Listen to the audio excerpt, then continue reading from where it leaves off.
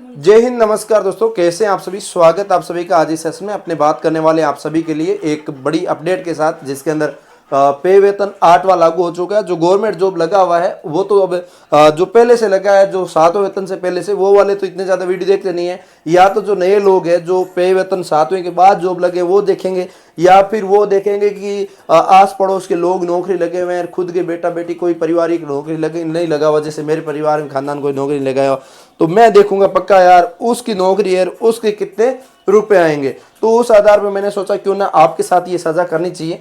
तो किसकी कितनी सैलरी बढ़ेगी उन चीज़ों को अपने कवर करेंगे।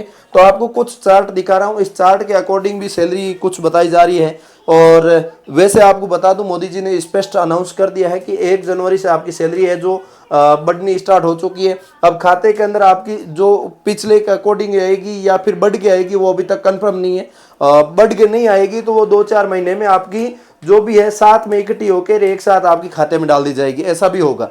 तो ये सारी चीजें, तो पे लेवल जो आपका रहता है, पे लेवल मैट्रिक जो अलग अलग जॉब के अकॉर्डिंग रहता है, कौन सा कहाँ पे जॉब लगा हुआ है, किस पोस्ट पे, उस आधार पे इनके अंदर पे लेवल रहता है। जैसे कि 4th ग्रेड वगैरह की, आप 4th ग्रेड जो जॉब होती है, जैसे चतुर्श्रेणी अभी राजस्थान के अंदर जॉब आई हुई पशु प्रोचर है, और इसके अंदर रेलवे ग्रुप डी है, या फिर इसके अंदर मैं मानूँ तो राजस्थान पुलिस कांस्टेबल है। इस टाइप की जो भी जॉब होती है वो आपकी 4th ग्रेड की जॉब होती है। उसके अंदर आपका पे लेवल 1 चलता है, मिनिमम 18,000 सैलरी चलती है। और इसका अब 8वें वेतन के अंदर बढ़ के आपका 21,600 है जो आपकी बढ़ के हो जाएगी, ऐसा ये बताया जा रहा है। लेकिन अब इसके अलावा वो हाई लेवल वाले हैं, उनके लिए मैं आपको बता दूं, जैसे प्राचार्य वगैरह हो गए, प्रोफेसर वगैरह हो गए, तो उनकी काफ़ी अच्छी सैलरी रहती है। उनके लगभग बड़े अधिकारी जो आईएएस या यूपीएससी आरएएस करके आते हैं, उनके लिए मैं बताऊं तो आपकी प्रमोशन वगैरह हुआ के 5-10 साल जॉब करने के बाद 2.5-3 लाख रुपये सैलरी चली जाती है।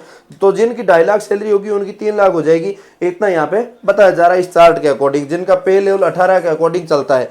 तो इसके अकॉर्डिंग मैं बात करूँ तो इसके अंदर तो जो सैलरी है वो आपकी अनाउंस वगैरह मिला के काफ़ी ज़्यादा सैलरी हो जाती है। जैसे कि घर का किराया मिल जाता है, उनको बड़े शहरों के अंदर रहते हैं तो उसके अकॉर्डिंग मिल जाता है, सीसीए हो गया, एचआरए हो गया, ये सब मिलता है। तो इसके अंदर एक चार्ट जो है चलता है, एक सैलरी कैलकुलेटर भी आता है। मैं आपको गूगल करके दिखाना चाहूँगा, जिसके अंदर सैलरी कैलकुलेटर होता है। सैलरी कैलकुलेटर के अकॉर्डिंग अपने देखने वाले हैं भाई किसकी कितनी है जो सैलरी बढ़ने की संभावना है। तो मैंने यहाँ पे रिसर्च भी किया, काफ़ी सारा चेक किया, गूगल के अकॉर्डिंग सर्च किया, तो मुझे यहाँ पे नज़र आया, मैंने सर्च किया यहाँ पे लेवल पे 8 पे कमीशन सैलरी कैलकुलेटर राजस्थान में। राजस्थान को एक बार हटा देता हूँ आगे से, और पूरा ऑल इंडिया का कोई भी कैंडिडेट देखता है तो भी सही रहेगा, है ना। और राजस्थान के लोग देखते हैं तो उनके लिए भी बेस्ट हो जाएगा। तो मैं जो है इसके अकॉर्डिंग इस कैलकुलेटर को ओपन करता हूं, और इसके अकॉर्डिंग आपको मैं बताने की कोशिश करूंगा सैलरी कैलकुलेटर करके ना। तो यहाँ पे सबसे पहले पे लेवल क्या है आपका, वो यहाँ पे मैं सिलेक्ट करूंगा। पे लेवल 1 वालों की मैं बात करूं, यहाँ पे लेवल 1 सेलेक्ट कर लिया। मूल वेतन आपका कितना वो सिलेक्ट कर लेता हूँ। मूल वेतन आपका 18,000 है, ऑलमोस्ट 18,000 चलता है, उसके अलावा ज़्यादा कम किसका होगा वो तो देख लेंगे, ठीक है। और अनुकूलता कारक स्थायी तो आपका क्या मिल रहा है वो आपका यहाँ पे आप सेलेक्ट कर सकते हैं। अभी जो स्थायित्व के अकॉर्डिंग कितना बढ़ेगा, तो यहाँ पे 1.85 से लेके 2.85 तक आपका बढ़ाने का यहाँ पे कहा गया है। तो मैं यहाँ पे मिनिमम 1.92 मान लेता हूँ। एचआरए के लिए अपने शहरों को चुनना है, तो आपको कौन सा शहर है, शहर के अकॉर्डिंग चुनना है। आपका जेडीए सिटी है, या फिर मेट्रो सिटी है, या फिर लोकल शहर है, या आप कहाँ रह रहे हैं, लोकेशन क्या आपकी, उसके अकॉर्डिंग आपको एचआरए भी मिलता है गवर्नमेंट जॉब के अंदर।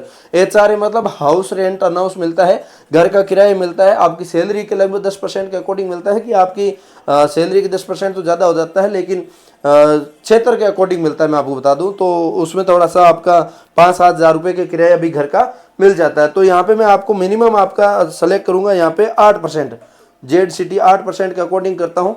और ये आपके जो 4th ग्रेड वाले हैं उनको कम मिल के दूसरों को ज़्यादा मिलता है, क्योंकि 4th ग्रेड वालों को गवर्नमेंट रहने की सुविधा देती है, तो मिक्सअप के रूप में देती है, ठीक है। और इसके बाद मैं बात करूँ टीए के लिए, जो टीए बड़े शहरों के लिए होता है, तो यहाँ पे कोई टीए नहीं होगा, क्योंकि बड़े शहर है या अन्य शहर, कौन सा शहर है आपका उसके अकॉर्डिंग होता है। डीए प्रतिशत आपको चुनना है, तो डीए प्रतिशत मैं यहाँ पे करके यहाँ पे आपका सर्च करता हूँ, गणना करता हूँ आपके सामने।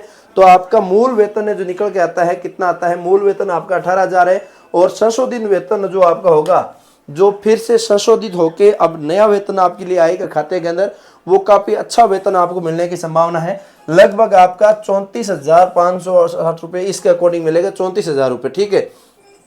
और आपका घर का किराया आपको मिलता है तो 3,000 रुपये के लगभग आपका घर का किराया मिल जाएगा। और आपको घर का किराया नहीं मिलता है तो वो आपको आप देख लेना, इनमें से आपका कम हो जाएगा। वही 34,000 मिल रहा तो वहाँ पे 30,000 सैलरी हो जाएगी, 18,000 वालों का जगह 30,000 हो जाएगी, ठीक है। और इसके अलावा मैं बात करूँ यहाँ पे आपकी एनपीए जो योगदान के माध्यम से आपका जो सैलरी कटता है, उसके बाद मैं आपको बताऊँ जब आप रिटायरमेंट लेते हैं तो उस टाइम आपको 15-20 लाख 50 लाख जो भी रुपए बनते हैं वो इकट्ठे एक साथ मिलते हैं। उसके लिए आपको जो कट रहे हैं पैसे वो आपका 3456 रुपये कटता है। और इसके अलावा इसके अंदर CGS जो योगदान आपका करता है 250 रुपये अकॉर्डिंग, मतलब आपकी जॉब के अकॉर्डिंग कटता है, वो सारा अलग अलग कटता है। उसके अकॉर्डिंग लास्ट में कटा के आपके खाते में जो सैलरी आती है लगभग 33,000 रुपये के समथिंग आपके आने की प्रबल संभावना है।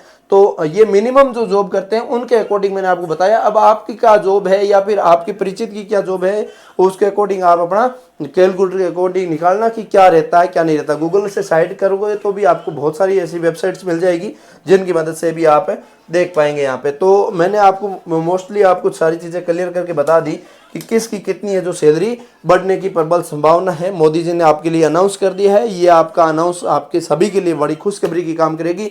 और जो गवर्नमेंट जॉब लगे हुए हैं और जो गवर्नमेंट जॉब नहीं लगे हुए जो तैयारी कर रहे हैं उनके लिए भी एक बड़ा मोटिवेशन होगा कि गवर्नमेंट जॉब में जाएंगे, अपनी सिक्योरिटी अपने पास रहेगी।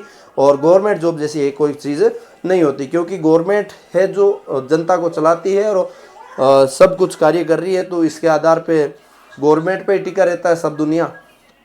तो ये सारी चीज़ें आप सबको बता दूं, आप सबको अच्छा लगा होगा। सारी जानकारी कैसा लगा लाइक से सब्सक्राइब जरूर करिएगा। और मेरी इन्फॉर्मेशन आपको कैसी लगी है उसके लिए आप एक बार कमेंट लिख के जरूर बताइएगा। मैं मिलूंगा किसी नए सेशन के साथ, तब तक के लिए जय हिंद जय भारत।